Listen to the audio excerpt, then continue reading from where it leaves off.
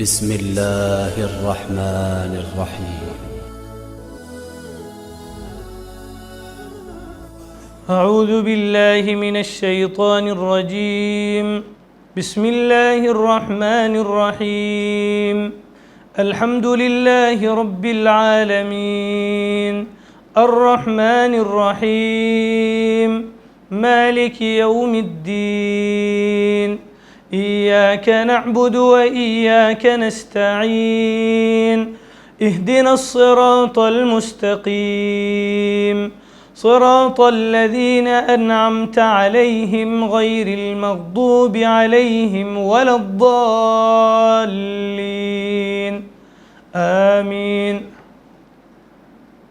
محترم حضرات، گزشتہ قسط میں سلسلہ دروس قرآن میں ہم نے سورہ فاتحہ کی شروع کی 3 آیتوں کی تفسیر، مختصر تفسیر ہم نے سماعت فرمائی. آج کے ہم اس میں کوشش کریں گے کہ سورہ فاتحہ کی مکمل تفسیر، مختصر تفسیر آپ حضرات کے سامنے آ جائے. اللہ تبارک و تعالیٰ آگے ارشاد فرماتے ہیں مالک یوم الدین، یعنی وہ مالک ہے قیامت کے دن کا. قیامت کے دن، روز جزا کے دن، یعنی اس دن ایسا خوفناک حادثہ ایک پیش آنے والا ہے قیامت کے دن کہ سب کچھ ہل کر رکھ دے گا، سب کچھ ہلا کر رکھ دے گا. وہ ایسا واقعہ ہوگا کہ زمین وہ زمین نہیں رہے گی. اللہ تبارک و تعالیٰ اس دن خود اعلان کرے گا لمن الملک اليوم، آج کس کی بادشاہت ہے؟ کوئی جواب دینے والا نہیں ہوگا.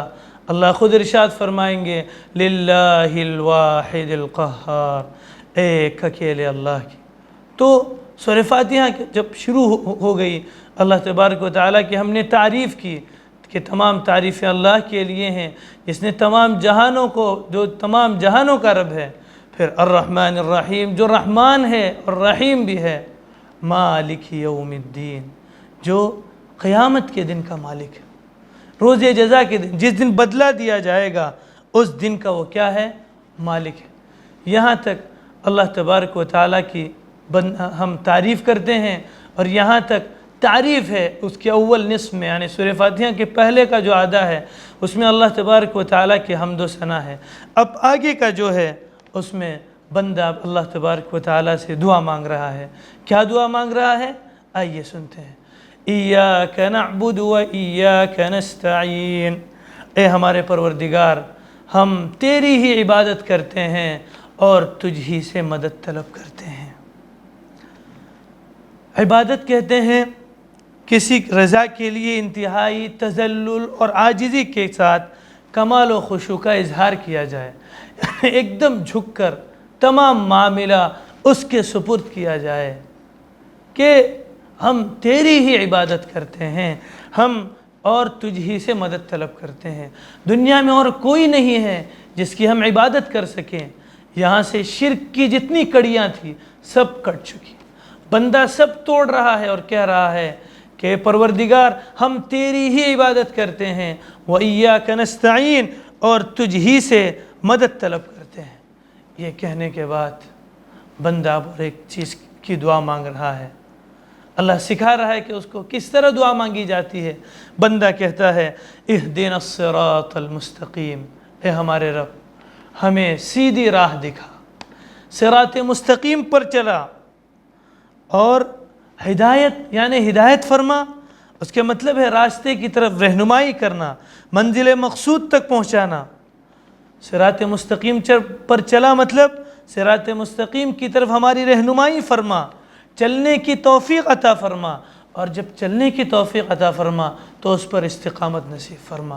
یہ ہے اہدنا الصراط المستقیم. اب بندہ کہتا ہے کہ مجھے صراط مستقیم کی طرف میری رہنمائی فرما.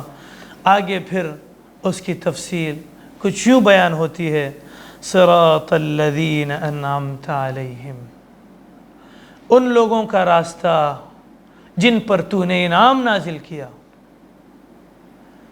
یعنی دنیا میں 2 طرح کے لوگ ہیں، ایک وہ لوگ جن پر تیرا انعام نازل ہوا، اور دوسرے وہ لوگ جن پر تیرا غضب نازل ہوا.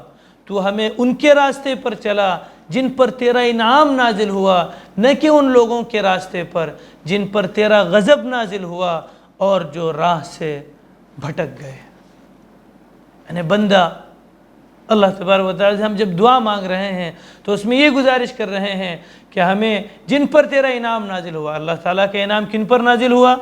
انبیاء پر سب سے پہلے، صدیقین، شہداء اور صالحین۔